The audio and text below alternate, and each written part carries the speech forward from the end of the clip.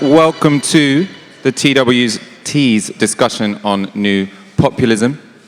As you can hopefully tell, I'm not George Eaton. My name is Michael Walker from Navarra Media, so this is very much a case of new media replacing the old. But just as in society more generally, it's the fault of the old media that the new media got invited along. So that's what's going on.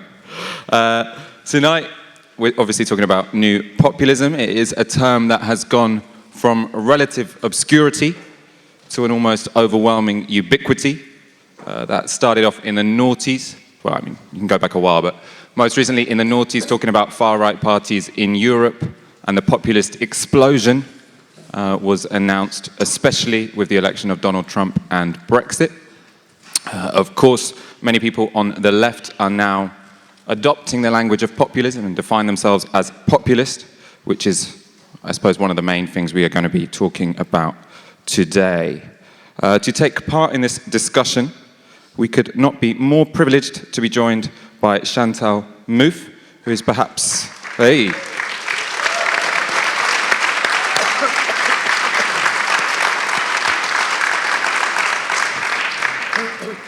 Chantal is probably the preeminent theorist of populism in the globe, I'd say. Of left populism. You theorize both, though, right? You talk about both?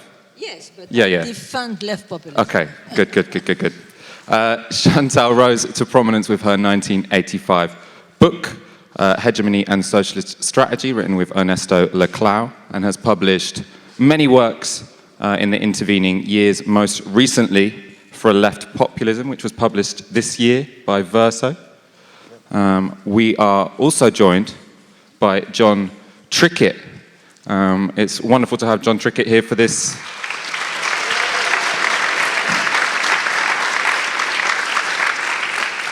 It's wonderful to have John Trickett here for this conversation as someone who has been a key figure in the Corbyn movement and therefore, of course, a key player in the reinvigoration of the left in the 21st century. I'm going to be asking to what extent John Trickett's politics have been influenced by populism and what he thinks are the limits of left populism or the opportunities it presents. So we're going to start with a simple question. Chantal, what is populism? Well, I don't think one can answer like that. But it's very important to clarify when I use the term populism, what I mean. Because of course, the question is that today there is such an inflation of the term populism, that it does not mean anything anymore. Because there is I think we need to understand what is at stake in this. And I'm going in a moment to say what I understand by the populist moment. But I think we need to try to understand why populism is being at the moment used. It's a term that is used to stigmatize all those who are putting into question the neoliberal consensus. Both, on the side of the right or on the side of the left. And I think there is some kind of desperate attempt by the one who want to maintain neoliberal hegemony to denigrate, stigmatize all the people who are critical of that by calling them populists. And of course, by that, what they mean is people who are basically demagogue.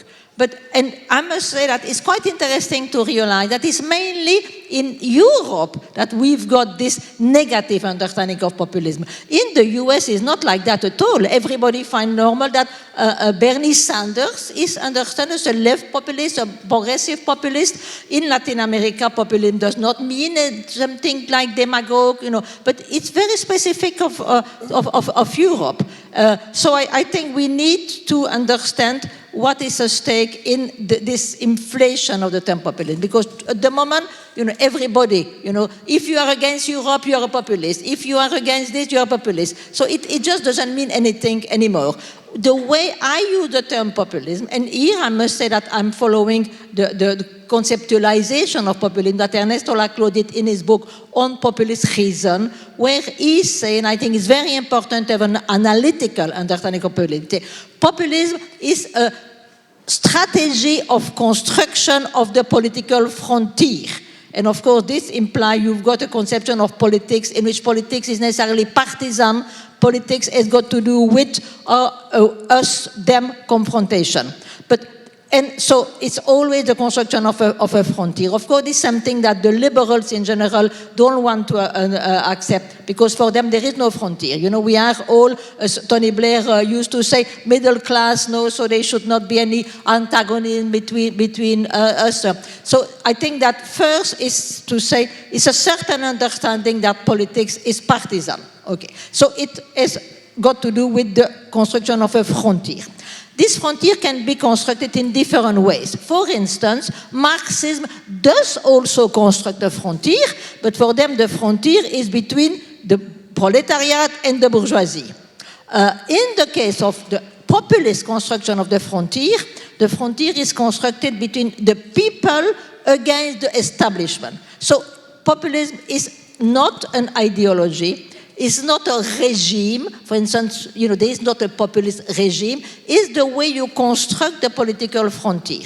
And I think that at the moment, it's very interesting to see that, and I call that the populist moment. We are seeing, and here my book is concerned only with the analysis of the populist moment in Western Europe, not that there is no manifestation in other places, and for instance, obviously, the case of the US and Bernie Sanders correspond exactly to what I understand by left populism, but, you know, I always think that it's important to start from a conjuncture.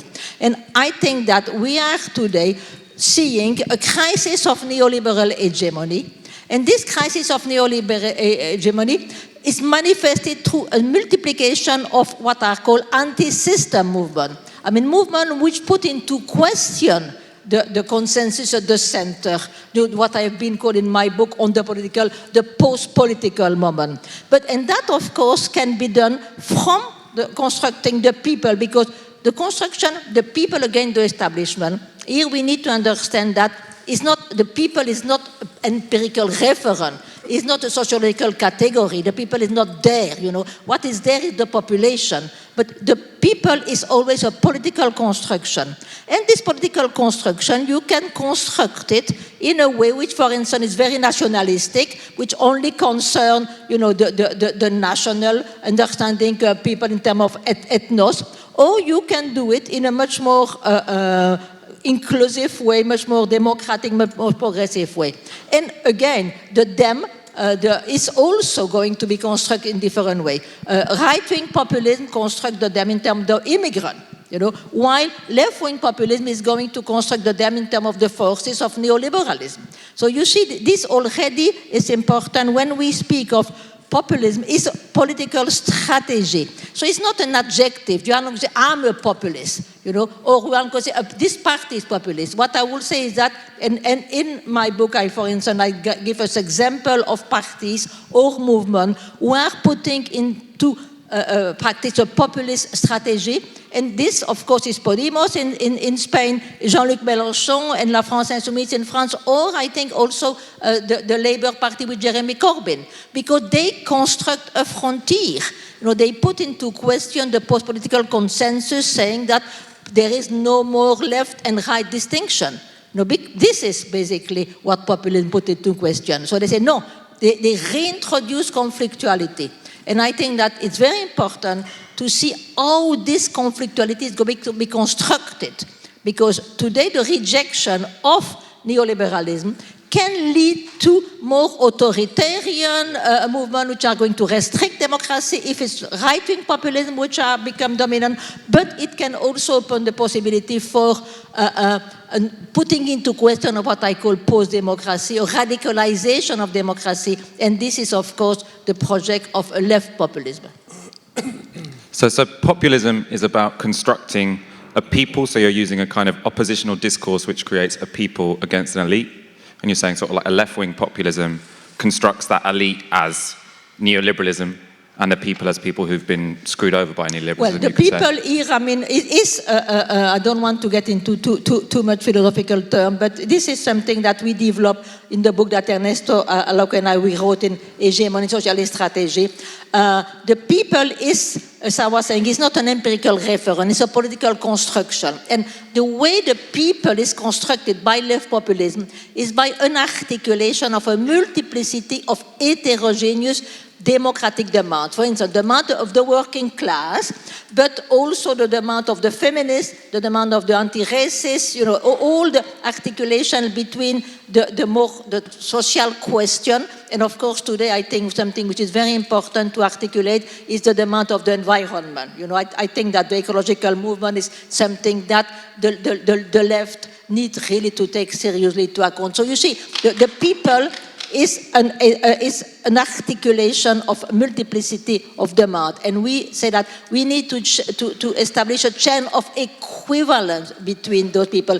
I just want to give you, because it might seem a bit abstract to you, dude, but just an example. I was thinking recently, and I think is exactly a part of that construction. For instance, think of Alexandra Ocasio-Cortez in the US. I think it's fantastic the way in which she is articulating the working class demand with the demands of the feminists and with the demand of anti-racism. You see, this is a construction of a chain of equivalence. No, and this is what left populism needs to do, to articulate together all those, what I call democratic demands, demands against exploitation, against subordination, against discrimination. This is the aim of the kind of people that a left populist strategy is trying to construct.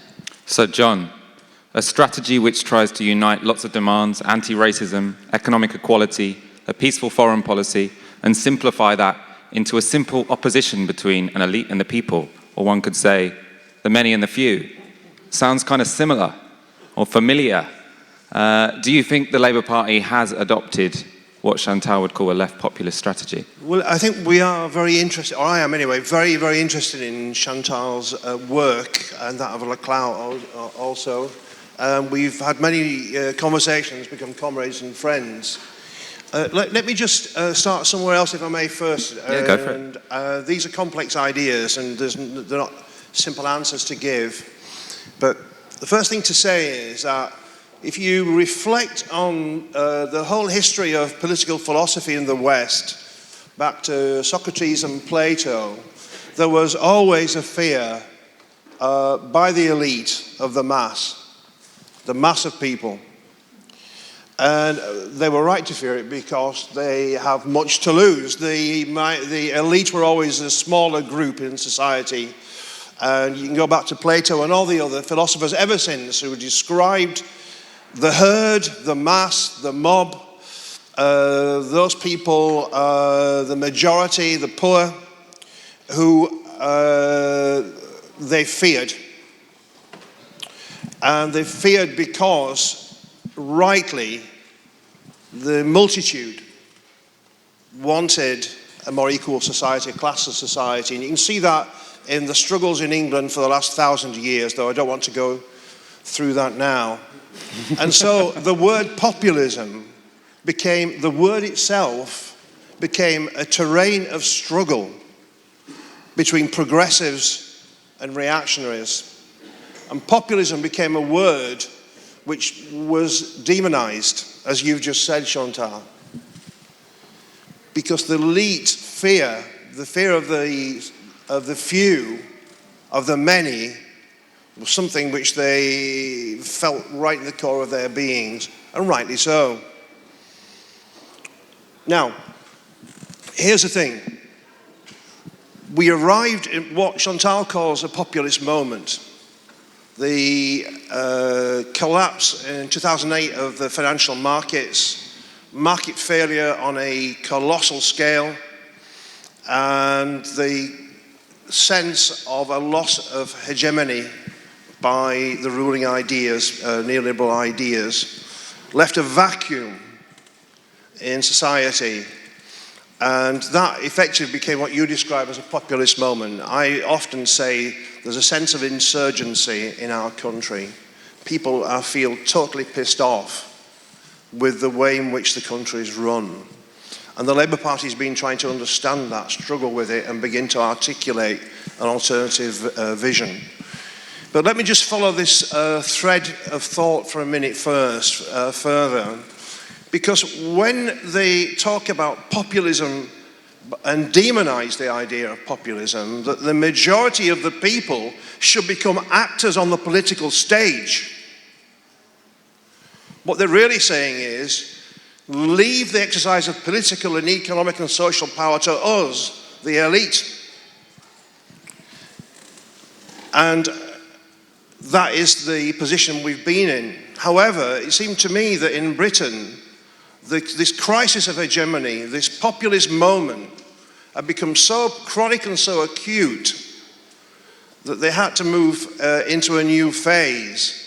And I think we better talk about demagoguery rather than populism.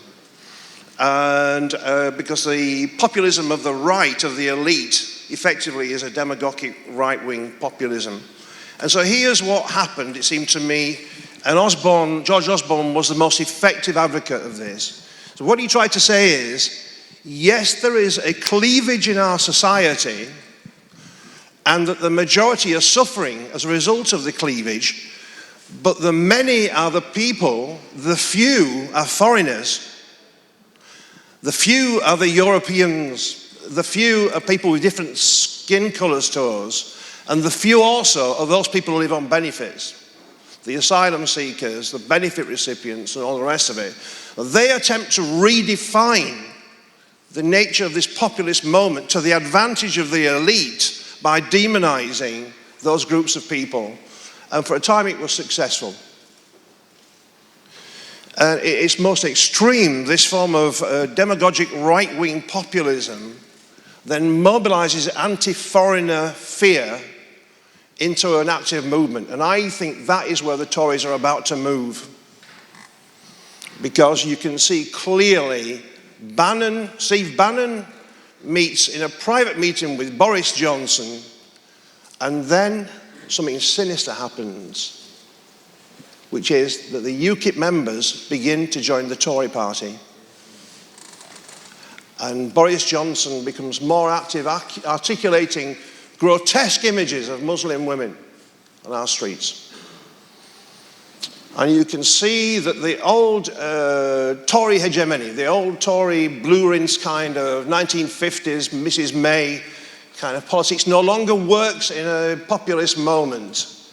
And it sends a shiver down our spine to think that that is a direction in which a mainstream party is moving. They've watched the Labour Party and they're about to try to construct a populist right-wing movement in order to defend the elite by describing the real cleavage in our society as something different. Now, to answer your question finally, but I'll try to do it very, very briefly because I've talked too long. What's then happening is the Labour Party was in power in 2008. I was working in Downing Street. I was Gordon's political advisor. I didn't agree with some of the things that we did. But what happened was we were there, we inherited the problems, we failed to articulate a different vision for our society, and wherever the social democratic parties allowed themselves to basically embrace this neoliberal consensus as New Labour had done, then the very social groups, the demographic base of our parties began to say, this party is not for us anymore.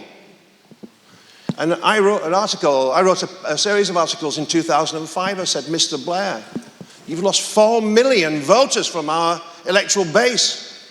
How do you explain that other than that people no longer feel that New Labour is embracing the needs of the very groups which we consist of?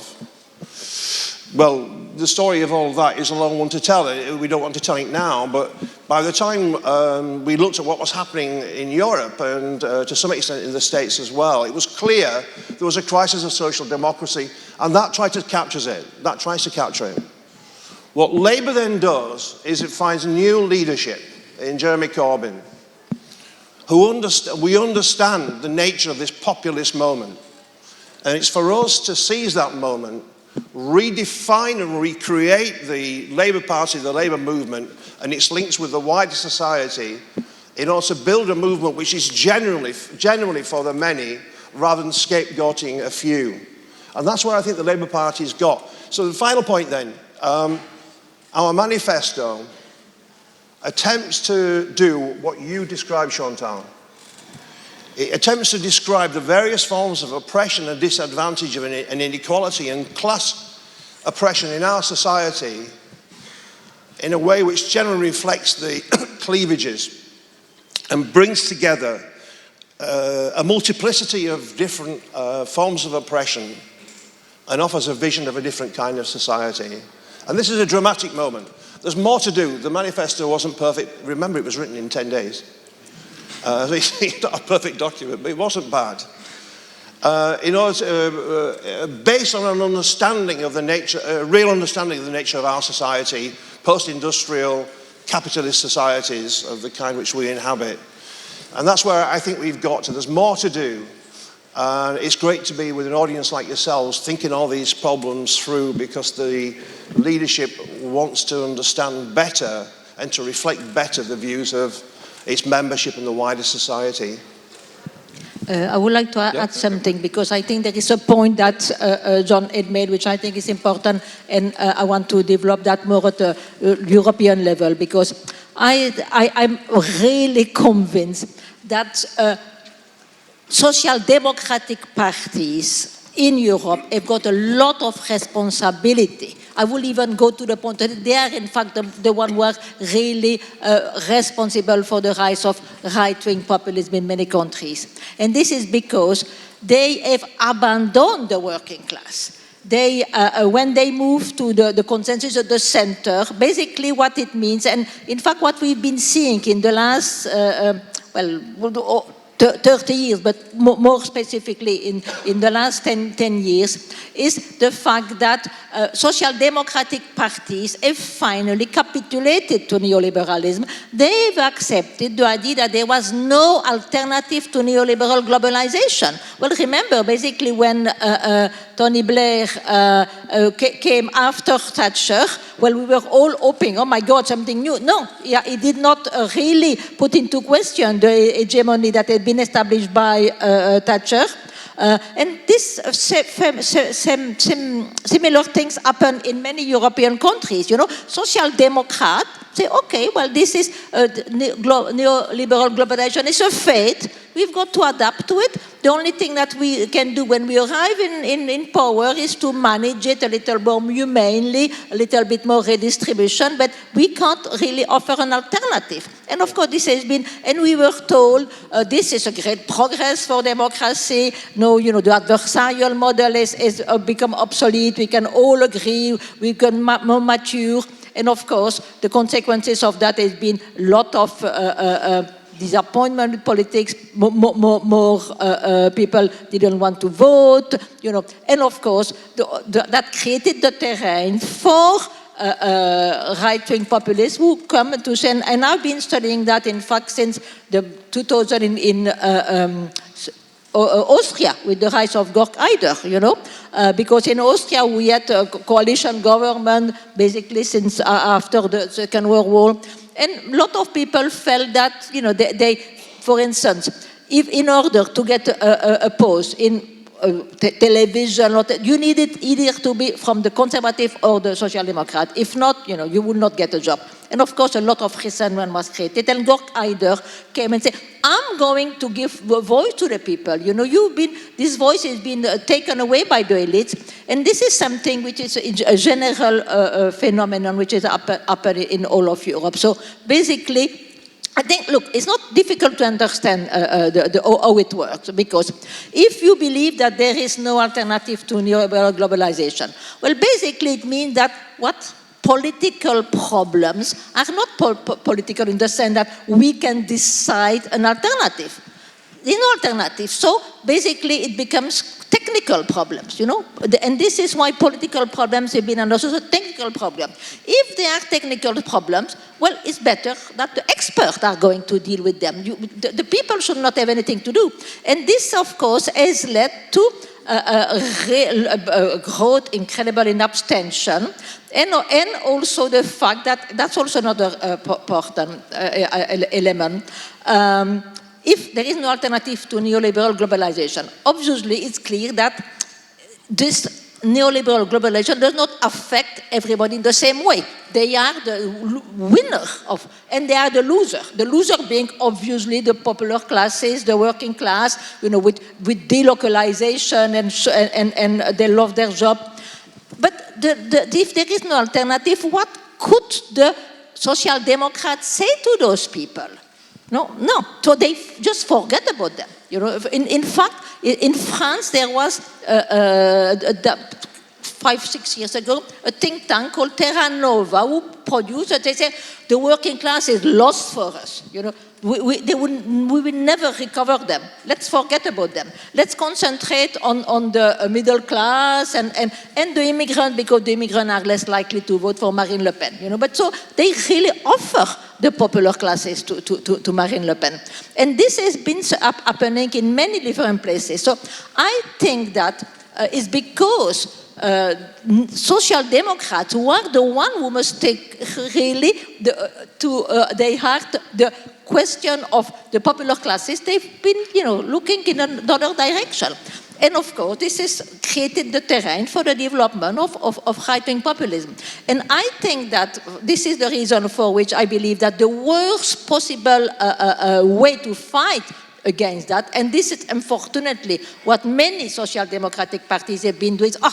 That's, those people, they remember Hillary Clinton, the deplorables, they are deplorables. They are moved by atavistic passion. They are basically intrinsically racist, sexist. So we should not even speak with them, And so moral condemnation, and people say, the beginning of return of fascism, return of the Brown Plague. Emmanuel Macron not long ago spoke of a leper, the populist leper. It's like a moral disease. But by the way, it's quite convenient for the Social Democrats, or in general, let's say, the people who defend the really existing consensus, because if it's some kind of moral disease, there is no responsibility for that, They could say, well, we are the good people, we defend the good causes, and they don't have to make a real, study of why is that? Why have we lost the working class? It's very convenient. In fact, it gives them the possibility of having the good role, no, we are against fascism. So we are the good Democrats. And in fact, I think it's very dangerous what's happening today, because and as I was saying at the beginning, and the way in which the term populist is used to stigmatize every group that put into question the neoliberal consensus, And so in a sense, it's a way to exclude them from the democratic conversation. They put democracy in danger.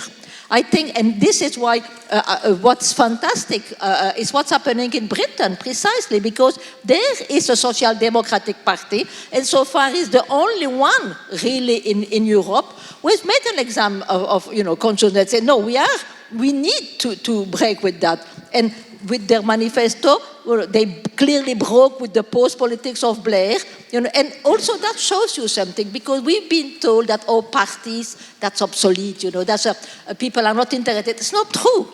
When there is a party like the Labour Party under Corbyn that offer an alternative, well, people mobilize themselves. And I think it's fantastic that today the Labour Party under Corbyn is the biggest left party in Europe. It does show you that the problem with the democratic politics today is the lack of an alternative, the lack of offering a vision for hope to the people. And I hope that the example of Corbyn is going to really influence other social democratic parties who will, transform themselves and begin to put into practice a left populist strategy, because it is the left populism is definitively the way in which we've got to fight against right populism. I want to sort of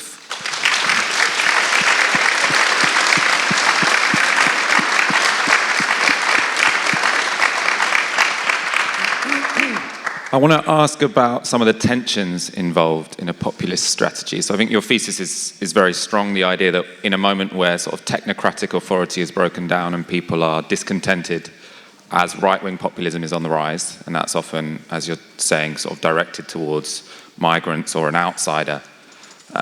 If the left adopts a strategy of trying to put that discontent back in a box and saying, let's go back to technocracy, so potentially the Hillary Clinton strategy or potentially the Remain strategy, we might talk about that later, that seems strong. Some of the tensions within a left populist strategy where you're trying to create your own people, which is potentially inclusive, I mean, that's another thing that could be up for debate, is what you concede or what concessions you have to make to do that successfully. So in Britain, Brexit would be an obvious example. So I feel like one reason the Labour Party has tried to go for a path between Remain and Leave is because they see this division as not really related to the elite and the people. So because Remain was a sort of technocratic, post-political campaign, Leave was the populist campaign. So would you argue that the correct position for a populist is Lexit? And if so, what are the consequences of that? Because there's obviously a lot of people on the left, there's obviously a lot of people in the Labour Party who feel let down when the Labour Party has taken on a bit of a Lexity position. So I suppose the tensions between avoiding siding with technocracy and taking on something which has exclusionary consequences in the sense that many people feel Brexit does and that Lexit does. Well, I don't want to, I'm a foreigner, so it's very difficult for me to speak about concrete politics. Well, I certainly don't believe that necessarily left populist strategy leads to different Lexit. One can perfectly also have a left populist strategy that will have an aim, for instance, to, why I personally believe in the possibility of democratic refoundation of Europe. I mean, this is what I will fight for, And by the way, I think it's important also to realize a left populist strategy it does not tell you, it's not a recipe. It does not tell you the kind of politics that you need to apply. And for instance, being involved in basically 3 different countries, and Spain, France, and here in Britain, I see the enormous differences that exist, for instance, between Podemos and between La France Insoumise and here Corbyn. Because all those policies are always inscribed in a specific tradition, with a specific institution. I mean, the history of Britain as its tradition are different from the one of Spain and the one of France. So it's definitively, let's say, if imagine, let's hope that we will have left populist or parties who put into practice a left populist strategy arriving in power in different parties, part of Europe, they are not going to put into practice the same policies. And I insist, there is not a populism, is not a regime, it's not, you can't say, for instance, it's populism like socialism. No, it's different, it's not at the same level. So I insist on that. It's a strategy to establish a rupture with the existing hegemony, and then, for instance, to create the condition, and for instance, the way in which I defend left populism is the way to radicalize democracy. Well, first, recover democracy, because in fact, I agree with many people who say that we live today in post-democracies. Of course, we have still got the normal institution of democracy, election, but basically there are 2 fundamental ideas of democracy, which is the difference of equality and popular sovereignty. They've been eliminated, So this is what I'm saying. We need to recover democracy, but we need to recover democracy in order to extend and radicalize it. And that's also a big difference between right-wing populism and left-wing populism. Because right-wing populism, they also fight against post-democracy.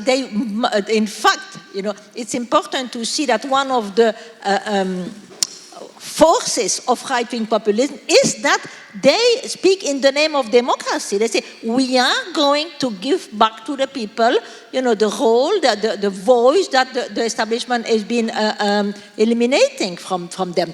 But they want to give that only to the national. For instance, if you compare Jean-Luc Mélenchon, France Insoumise, and Marine Le Pen, you can see clearly the difference of strategy. Because, for instance, Marine Le Pen, she also wants to fight against the disappearance of popular sovereignty, but then she understands popular sovereignty only in terms of national sovereignty. And then the people is, the national people. And foreigners, immigrants are not part of that people. So in fact, it's recovering democracy, but to limit democracy, to restrict it to some specific groups. While La France Insoumise is a completely different strategy. First, they construct the people in a much more inclusive way. The immigrants are part of the people for La France Insoumise, and as I said before, the them is the forces of neoliberalism. So it is to recover democracy, but to extend it, to make it more inclusive. And this is, I think, what is important. If that's going to take a specific form, well, I don't know. But for instance, I think that, and relating to the point I was saying before, what is really important, I mean, what really I'm very, very passionate about, is that we need to understand the reason for which, for instance, popular classes are voting for those parties. So we should not stigmatize them. We should not say, they are racist. No, I think that the core of their demand, they are real democratic demands.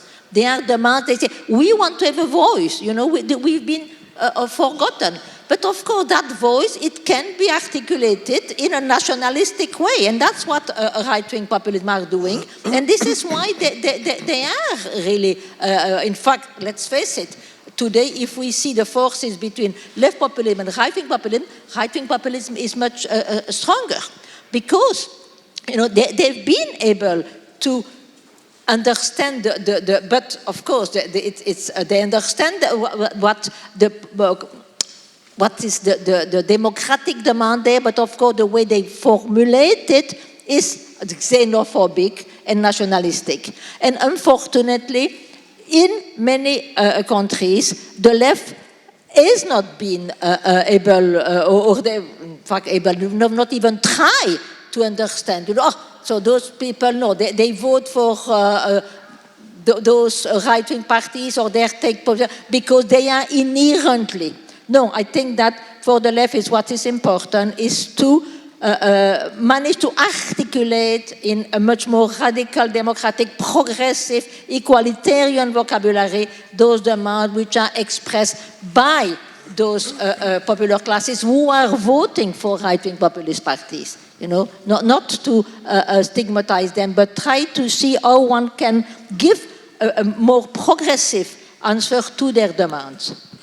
John, I want to ask you about Brexit specifically. So if you share Chantal's analysis that we're in a populist moment, that one, right-wing populism is quite dangerous, and two, that siding with technocracy is both, it's not an outcome we particularly want, sort of technocratic rule, but also it doesn't work. It's not electorally successful anymore. If you look at the two key sides of the Brexit debate, Leave was undeniably dominated by right-wing populism, and Remain is, I think, unavoidably associated with a defense of technocracy and the status quo.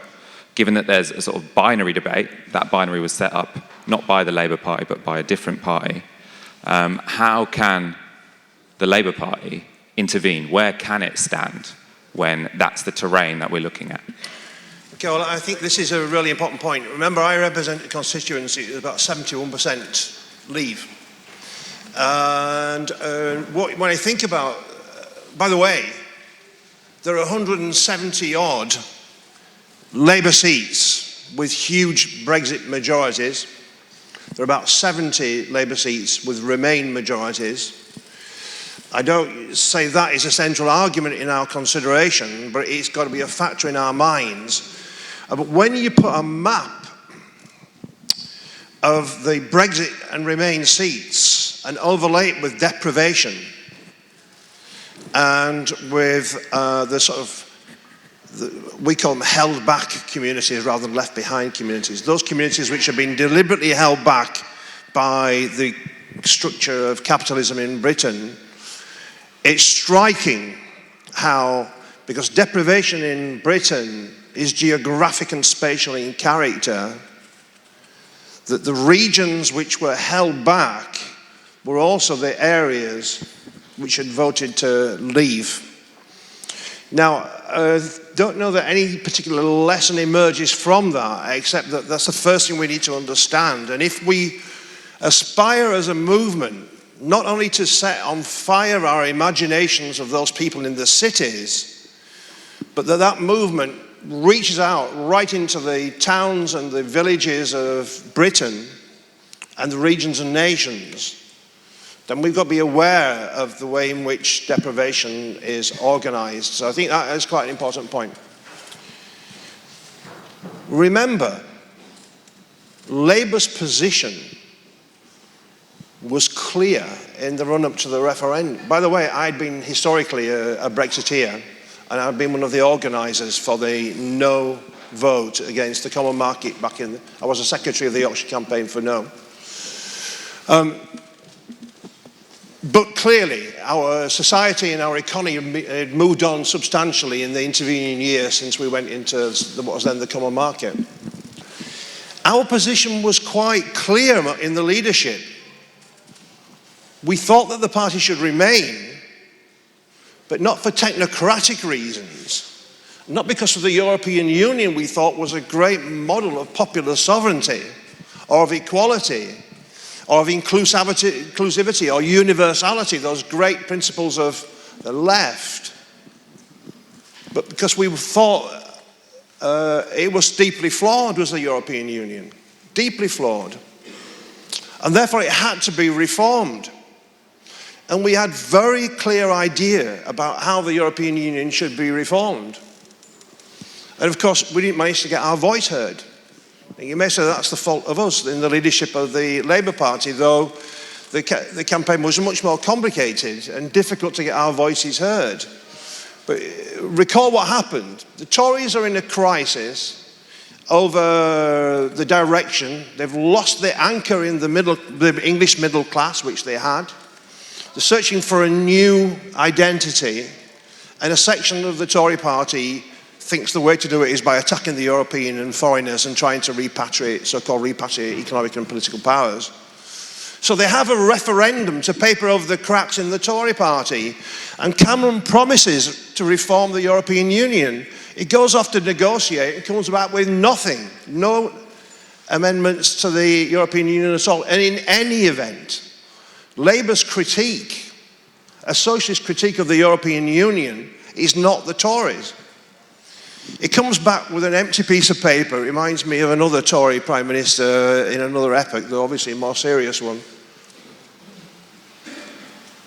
And then they try to get the establishment to win the referendum to stay in the European Union by Project Fear. Well, the people in my constituency know exactly what they think of those faces, those names, those voices, the British establishment. And I think a two-fingered salute probably summarises pretty clearly what they think about those people. So when they went on the telly and said, you've got to vote for the European Union because disaster's coming, they thought, actually, it's pretty shit now in our area. And that's what was going through people's minds. Are we not listening to these lot who have been lecturing us for the last 30 years about how Britain should be run? Now, we had a much more nuanced position. We wanted to transform the European Union, build international solidarity, break down some of the problems with the European Union, enhance its democratic processes, repatriate some power back to the national parliaments, end the neoliberal domination of the European court, and all the other amendments and changes and reforms which we wanted to see. But our message wasn't heard. And so we're now in this prolonged period of Tory government, but clearly no longer Tory hegemony, debating a binary approach to the European Union. Labour's voice was never about sustaining the European Union in its present form. And this may not be popular with this audience, I don't know, but it seems to me that to get ourselves into, again, a binary second referendum without first properly articulating our vision for a different kind of Europe and a different kind of Britain will simply reproduce the same problem we already had.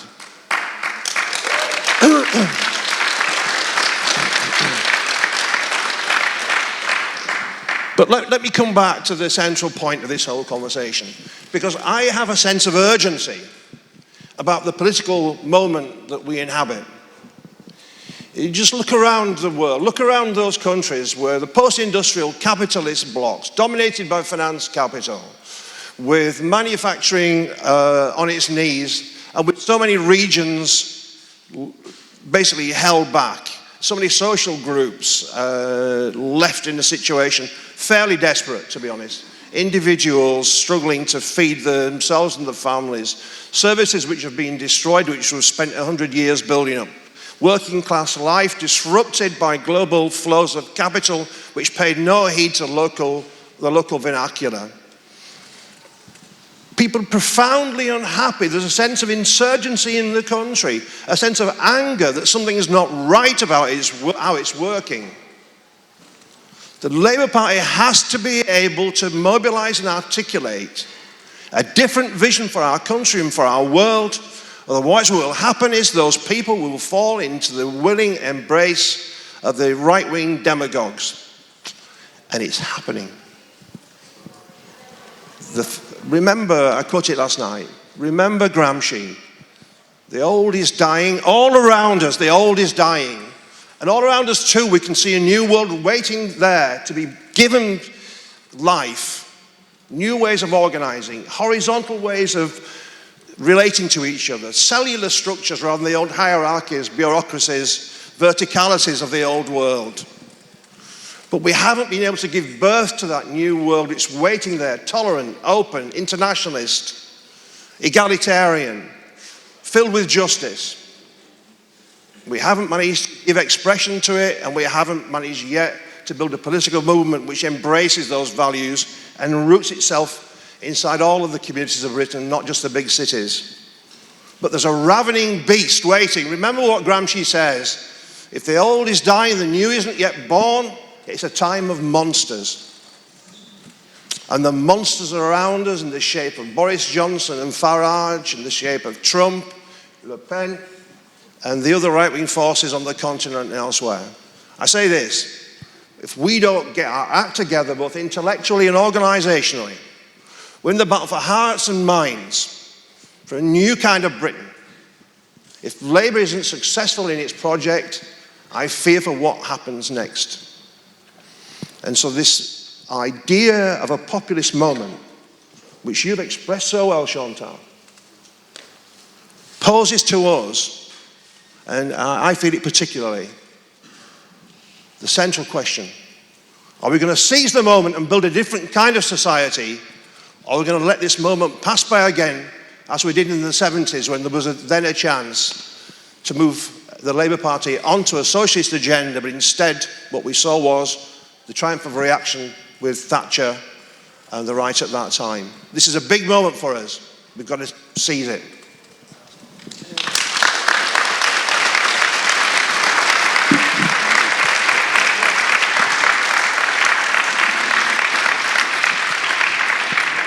Yeah. I mean, it's a big moment, but you see, the question is that I think I wish if everything goes well in Britain, and if we will have a Jeremy Corbyn government, you know, I wish that Britain could have impact on what's happening in Europe, you know. And I think, by the way, I want to tell you here a little anecdote. At the moment, I was away a lot of the time at the moment of the campaign for the referendum, and everybody was saying, oh, no, it's going to be okay. I came back to Britain, and I realized, I said, no, things are not going to be okay because all the passion was on the side of the leavers, you know. There was a real passion about, and the Remainers, basically there was kind of argument, yeah, they're too dangerous, or only the kind of, you know, economic thing. There was no passion, and I think it's a pity that in Britain there is no more passion about Europe, and because if people are going to mobilize, and here I'm thinking also something which will be true for the rest of Europe. Obviously I understand, you know, it's not easy to mobilize passion about what I call really existing European Union, because this is obviously a neoliberal Europe which is having, you know, as an effect to reinforce the neoliberalism in Europe. There is no doubt about that. But on the other side, you know, I think that precisely in this moment, when we see what's happening in the US, it's more necessary than ever to have a Europe, a progressive Europe, that could offer an alternative, you know. And I think that this is why it's very important to mobilize passion towards a different Europe. And I believe in the possibility of a democratic refundation of Europe. You know, a Europe which is really going to defend, what is going to break a rupture with neoliberalism. I think this is something that it will be important. And unfortunately, you know, it would be wonderful to have a Jeremy Corbyn government here, but I hope that it will be a Jeremy Corbyn government that is also going to not only on Britain, but is going to have an impact in the European Union, you know, and that because basically we need to unite all the left-wing populist forces. You know, it's very important. And for instance, I've always said we need basically to politicize Europe, because Europe, and for the next, of course, you are not involved into that in Britain, but for instance, for the next European election, I think that it's important for people to have a choice between, you know, what kind of Europe we want, and we should avoid at all costs the kind of things that is at the moment trying to be imposed on us, because, you know, we should not accept that the alternative is Salvini against Macron, because this is what the kind of discourse which is going to becoming dominant in. So either, you know, development, maintenance of neoliberal Europe, Macron, or, you know, the kind of Salvini. And I think it's very important for left populist forces or for the left to propose something different. We don't have to accept between, you know, the neoliberalism or Salvini and the kind of program, very nationalistic, xenophobic. I would not call that fascist, because I think it's too easy to dismiss people. It's really, by calling it fascist, it means, oh, we know what it is. You know, no, I think it's really something special that needs to be understood in its own term. But it's very important to have a project of what could be a Europe that will be democratic, that will try to radicalize democracy, and that will break with neoliberalism. So this, for me, is also a dimension that is important. John,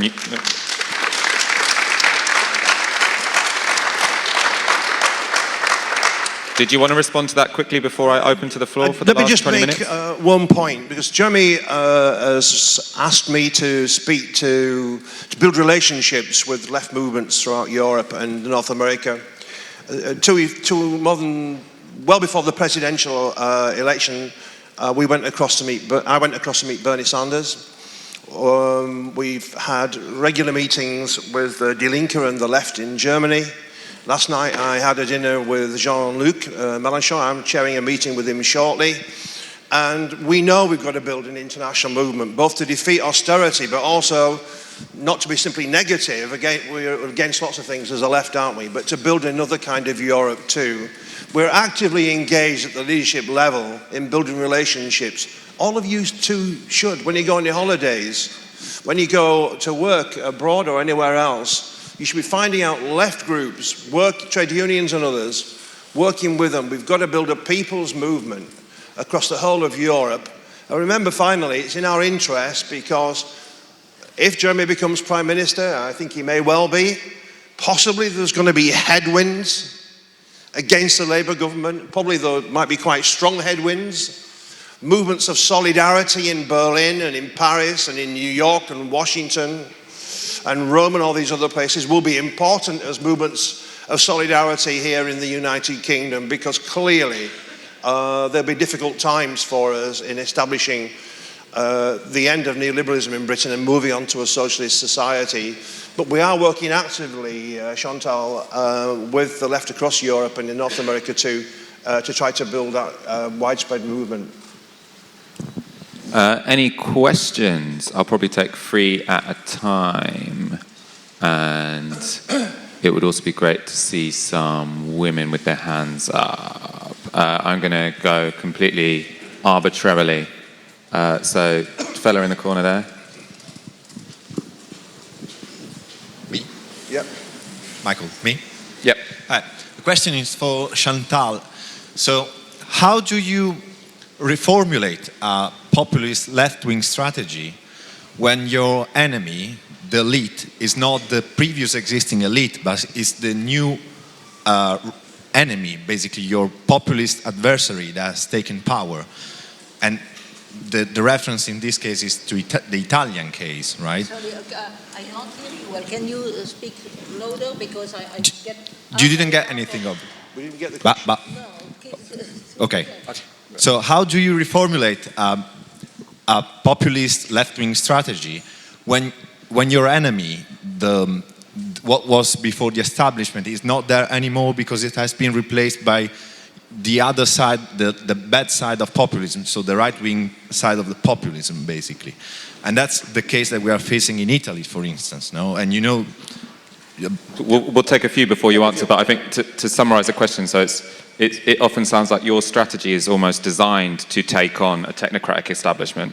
But what happens when the enemy is no longer a technocratic establishment, but an equally populist right-wing politics? A question down here, yeah? Just a question about narrative and how you combat the argument that a pro-European stance would be against democracy because the referendum was a democratic vote. Yep. Yeah, it was you. Yeah. Oh, next. Thank you. You spoke for over an hour on the stage, and I heard one reference to the environment, which was Chantal saying that eco issues are important in the populist movement. This summer, we have seen extraordinary scenes of climate breakdown all over the world, and the people have noticed. I work for an environmental group in Cambridge, where I live. People want to step up to the plate. They open their eyes, they come along to a few meetings, and they say, I know I should be doing something, I don't know what. Is this not a golden opportunity to widen the definition of when we talk about populism, we're talking about people. All people, doesn't matter what political persuasion, what class they're on. The thing that we all share together is we live on this planet. This planet is suffering. And I think if the Labour manifesto, the Labour Party narrative that comes out, if they were to put climate centre stage, running through the backbone of the whole kit and caboodle, I think you would get more people. You'd get your public support. You'd get your populism. Thank you. So let's answer those 3. So there's a question about can left-wing populism defeat right-wing populism, the relationship of left populism to climate change, and a narrative that one can use if one's interested in a people's vote about how that's not reversing the referendum and an anti-democratic project. So yeah, if you keep it briefish. Yeah, okay. Yeah, well, no, so the Brexit, that's not...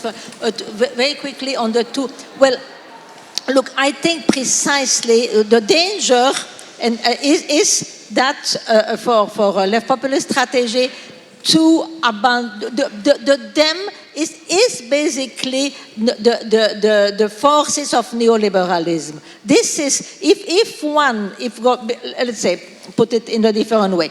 I think today we are in a situation which is a crisis of neoliberal hegemony, and it's a moment when there could be the possibility for a break with this hegemony and the creation of something different. But then the main, let's say, enemy or adversary is neoliberalism.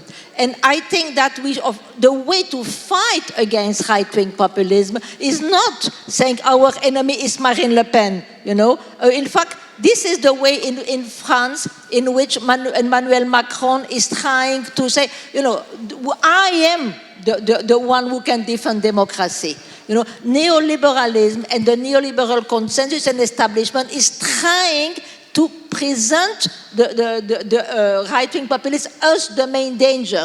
I don't think that they are the main danger. I think that the way to fight against them is precisely by showing to the people who vote for them that they don't understand that the enemy is not the immigrants. You know, the enemy is neoliberalism. And I think that it's something which has already been successful to a certain extent in France in the last election, because, for instance, both Jean-Luc Mélenchon and François Ruffin, they've been able to win in constituencies that were basically completely dominated before by Marine Le Pen. They did that by speaking with the people there who voted, workers voting for Marine Le Pen, and saying, you know, your adversary, the people who are at the origin of your problems are not the immigrants, it's the transnational corporation, you know. So this is the way to, we should not, and of course, the attempt by Macron to say,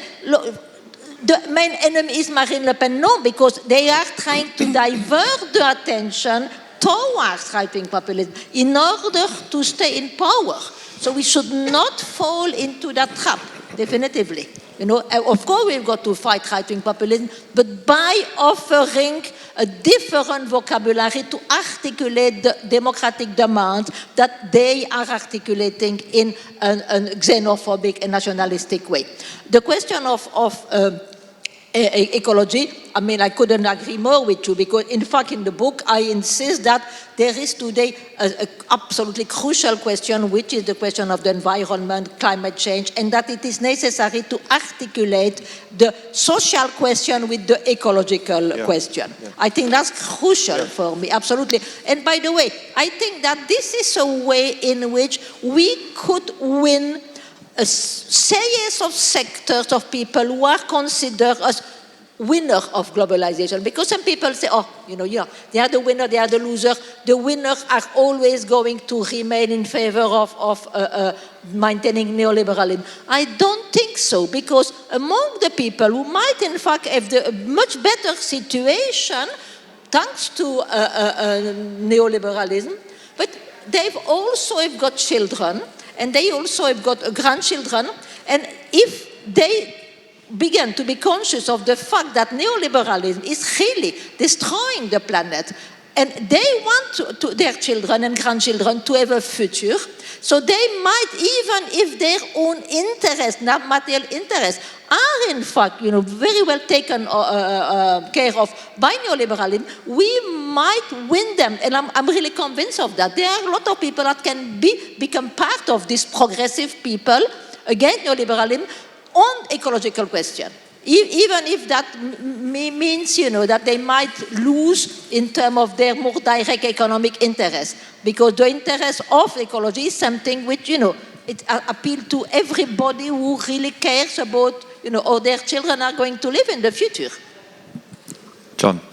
I don't want to add much to what Chantal said. I think on the environment, it's right at the core of what we're thinking about, and Jeremy particularly. Well, I think we can send you some of Jeremy's speeches. He has spoken about it. But let me just make this point.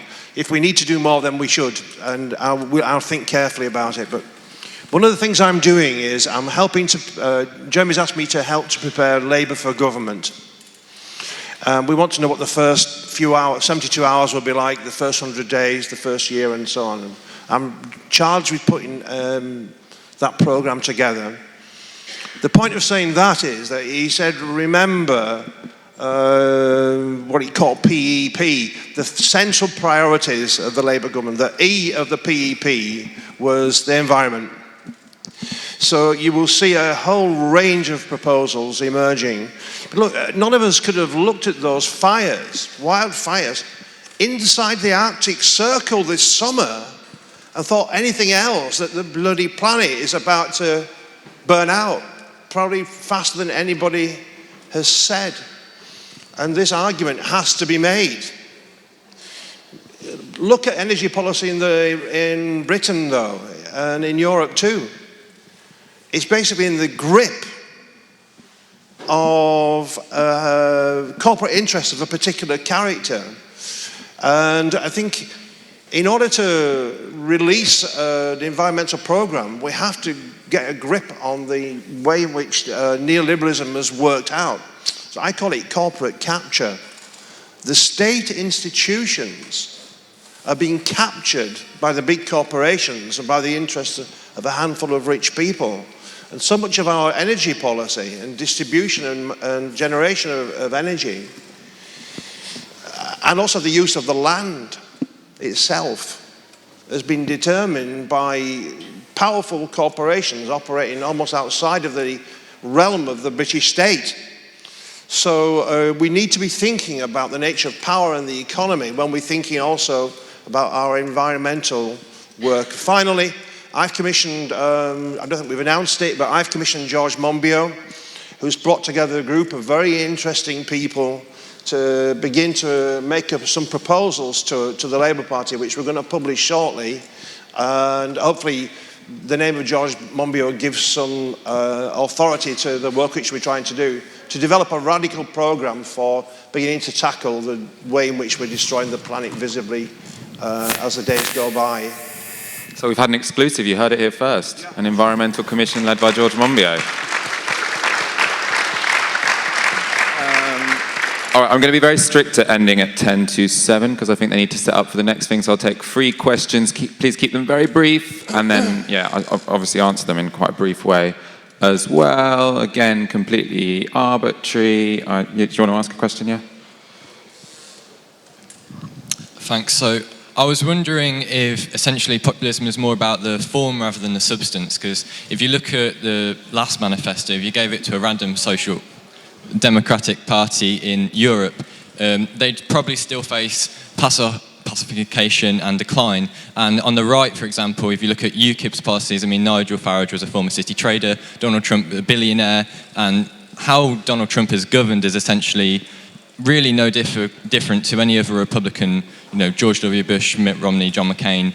It's still Heritage Foundation, just tax cuts, cutting the Affordable Care Act, not really treating immigrants as people, that sort of stuff. However, the rhetoric is obviously completely different. So essentially I was asking if populism is more about the form rather than the substance. So is populism just about rhetoric? And is policy almost irrelevant to whether or not a politician is populist or not? And it's just how they express that policy. But we're going to take 2 more first. So at the back. Yeah. Just to give the person with the mic somewhere to walk, sorry. Hi, thanks. You said you spoke of a need for cooperation between left populist movements across the world. What does the panel think of the idea of a new socialist international or something similar, rather than just kind of behind closed door meetings? Because the socialist international, I think, has become maybe quite bureaucratic and not populist enough. So what would you say to that idea? And then final question.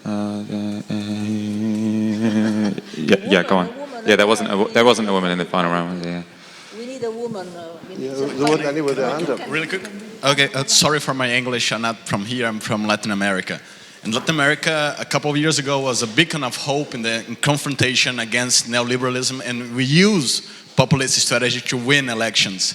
But then we started to suffer some kind of new coups, parliamentary coups, and then lawfare against our leaders, including Lula da Silva, who is the former president of Brazil. That's where I come from.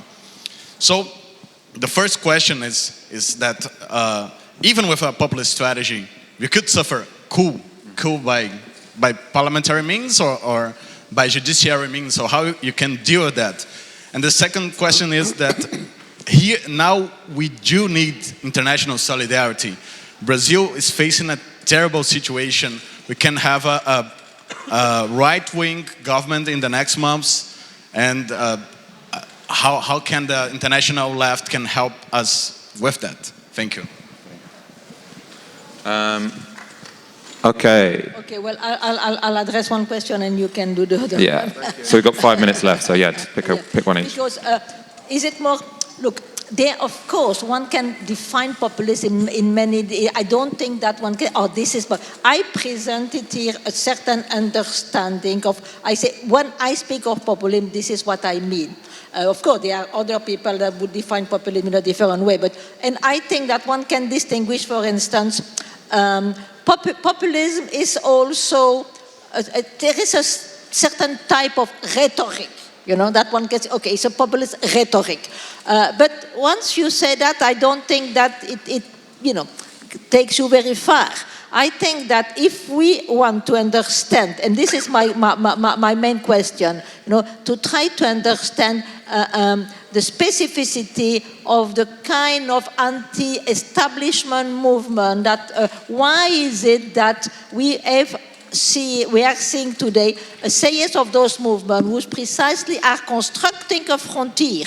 I think so. There is a return of the political, but they are constructing the frontier in a different way as the classical way in which Marxism was doing. So why is that? And also, I think that it's important to try to understand the way to fight against that. I mean, to accept that the frontier is important, but to define the people and the establishment in a different way. But I will also say there is, in fact, a necessary populist dimension in democracy.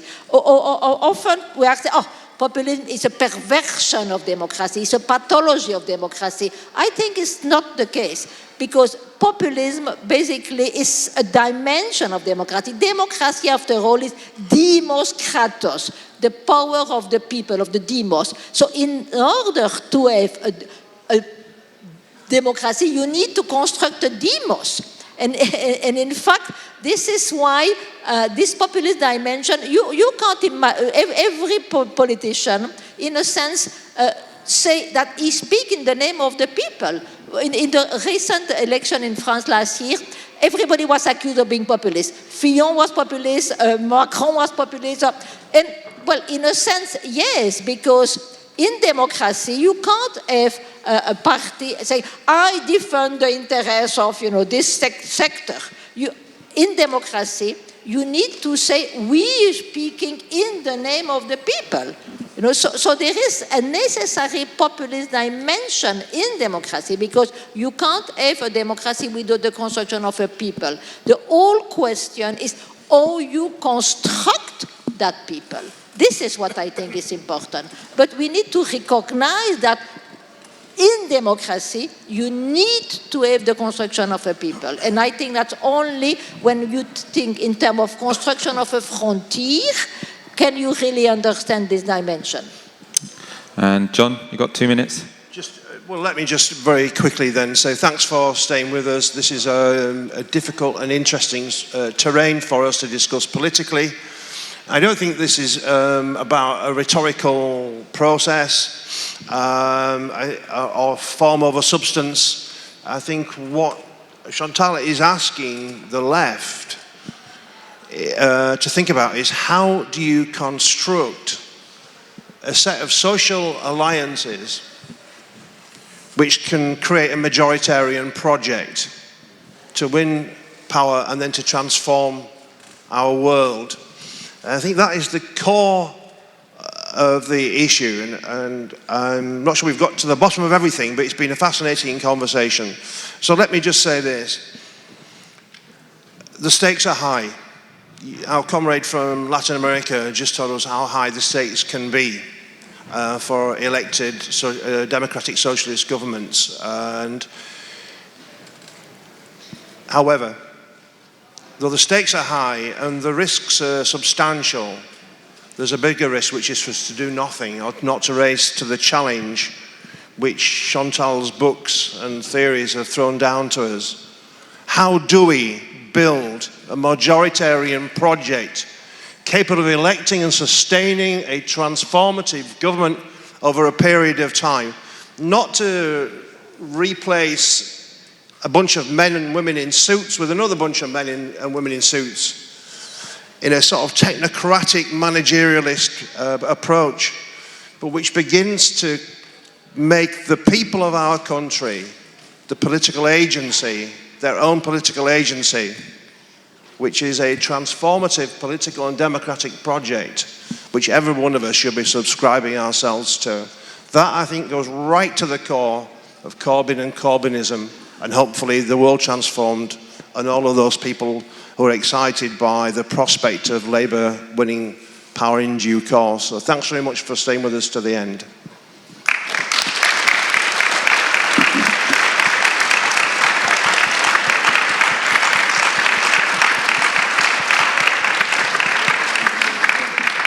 Thank you very much to John Trickett and to Chantal Mouffe. It was a very interesting conversation. Enjoy your evening and the rest of TWT.